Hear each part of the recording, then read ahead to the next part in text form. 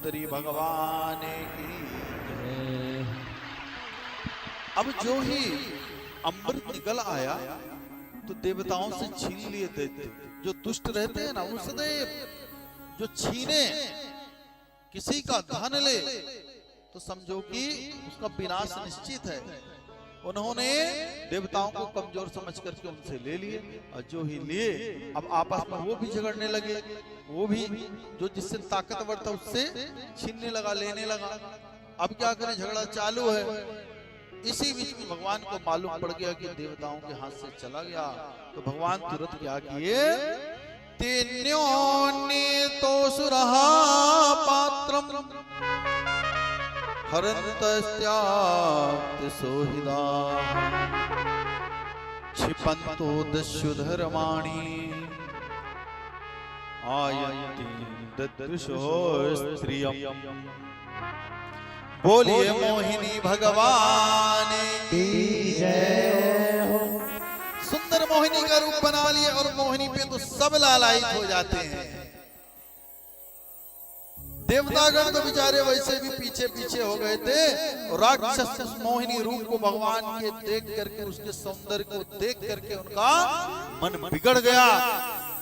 अमृत कलश हाथ में लिए रह गए, सिर्फ देवी को ही देखने लगे और कहते हैं तुम कौन हो? कटिक प्रदेश वाली इतनी सुंदर, एक अंग का वर्णन आया है। ऐसे बाल थे मोहिनी रूप भगवान के, ऐसे स्तन थे, ऐसी जांघें थी, हर चीज का मतलब भागवत जी में वर्णन आया। इतनी सुंदर लग रही थी, सुंदर इतना बढ़िया था। उस सौंदर्य को देख करके वहीं रुक गए और परिचय करने लगे और कहते हैं देवी ऐसी ऐसी बात है, ये अमृत कलश है। इस अमृत कलश आप लीजिए, जिसको चाहे उसको दीजिए, लेकिन आपके सामने अब हम कुछ कर नहीं सकते। आपके भक्त हो गए, प्रेम से बोलिए।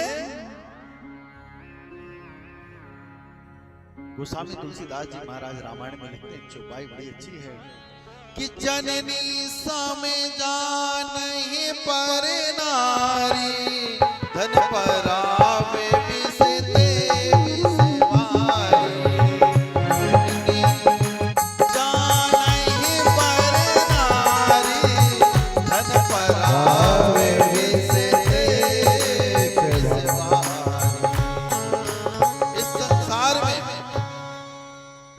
पराया हुआ धन और पराई हुई स्त्री आपका सिर्फ विनाश करेगी, बाकी कुछ नहीं। कोई भी स्त्री हो, यहाँ पर जननी लिखे हैं, बहन नहीं लिखे हैं। बहन बेटी कुछ नहीं लिखे, जननी समझाने पर।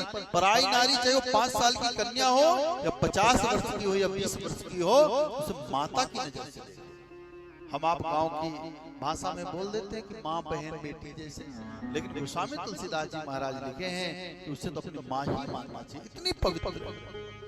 और जिसने पराई स्त्री पर दृष्टि डाली उसका सर्वनाश निश्चित है, और जिसने पराई धन पर नजर डाला उसका भी सर्वनाश निश्चित है। इस प्रकार से यहाँ पर पराई स्त्री को देख करके मोहित हो गए। जो अमृत कलश था दे दिए, देवी तुम अपने मन से बांटो, जिसको बांटना हो, जिसको चाहो उसको अमर कर दो और जिसको चाहो उसको मत दो। इस प्रकार से बोले तो यहाँ पर मोहिनी भगवान कहते हैं कि तुम लोग अभी तो मैं आई हूँ, और इतना जल्दी भरोसा कैसे कर बैठे? मोहिनी भगवान अपने आप कह रहे हैं इस बात, लेकिन जब आदमी कामी पुरुष जो होता है ना, काम को है मन माने न मोहा, लोभ न जोबे न रागे न दोहा। राम सिया राम जय जय राम, राम सिया राम जय जय राम।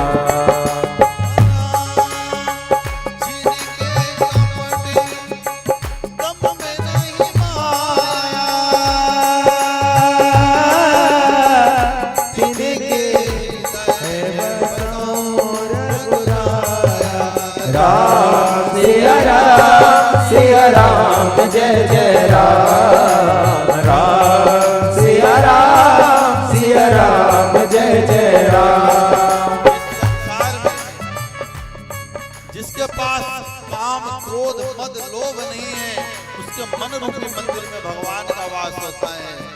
जिनके कपट दम्भ नहीं माया जिनके हृदय बसहु रघुराया, जिसके मन में कपट द्वेष भाव नहीं है भगवान सदैव उसके आत्मा मन रूपी मंदिर में निवास करते हैं। जिनके कपट दम्भ नहीं माया हृदय बसहु रघुराया। राम सिया राम जय जय राम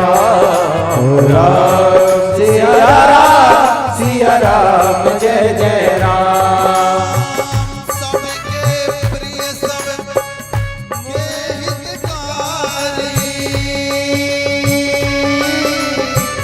दुख सुख से प्रसन्न सागारी।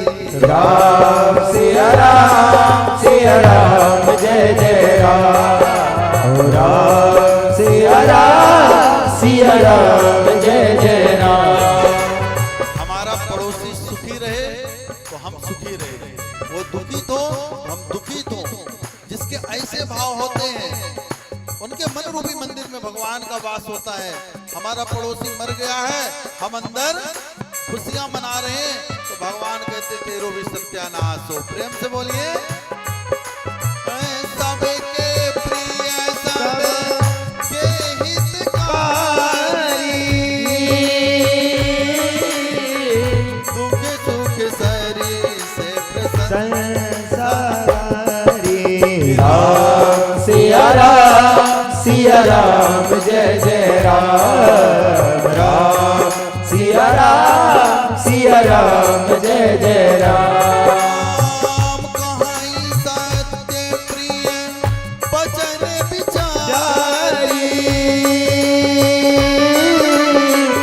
जागत सोवत शरण तुम्हारी। राम सिया राम जय जय राम सिया राम जय जय राम। प्रभु के दरबार में सबके हाथों से ताली बजनी चाहिए। सब लोग करें ऊपर हाथ, सब लोग करें बड़े भाव के साथ। जो यहाँ पर भगवान के दरबार में हाथ ऊपर नहीं करेंगे फिर भगवान नाराज हो जाएंगे। सब लोग करें ऊपर और क्या बोलेंगे राम सिया राम जय जय राम सिया राम जय जय राम सिया राम जय जय राम सिया राम जय जय राम। ओम सिया राम जय जय राम सिया राम जय जय राम सिया राम जय जय राम।